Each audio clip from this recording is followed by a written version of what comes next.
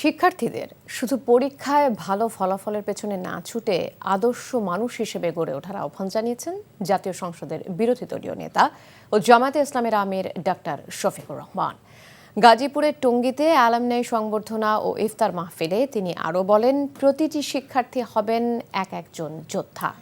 জুলাই গণঅভ্যুত্থানে তামিরুল মিল্লাত কামিল মাদ্রাসায় যারা শহীদ হয়েছেন তাদের আত্মার মাগফিরাত কামনা করেন জামায়াত আমির। অনুষ্ঠানে প্রতিষ্ঠানটির প্রাক্তন শিক্ষার্থীদের মধ্য থেকে নির্বাচিত ৩ বর্তমান সংসদ সদস্য সহ বিভিন্ন বিশ্ববিদ্যালয়ের ছাত্র সংসদের প্রতিনিধিরা উপস্থিত ছিলেন। পরে দোয়া ও ইফতার মাহফিল অনুষ্ঠিত হয়।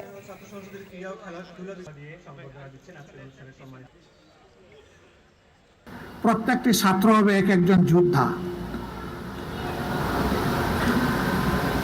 সে শিক্ষা প্রতিষ্ঠানে ভর্তি হওয়ার পরে প্রতিটি পরীক্ষার জন্য নিজেকে তৈরি করবে। তার উদ্দেশ্য হবে না পরীক্ষায় কার্যকর ফল লাভ করা, তার উদ্দেশ্য হবে তার নিজেকে একজন আদর্শ মানুষ হিসাবে গড়ে তোলা। এই জাতি আগাবে কিভাবে? মেরুদণ্ড সোজা হলেই তো শরীর আমার শক্তিশালী হবে।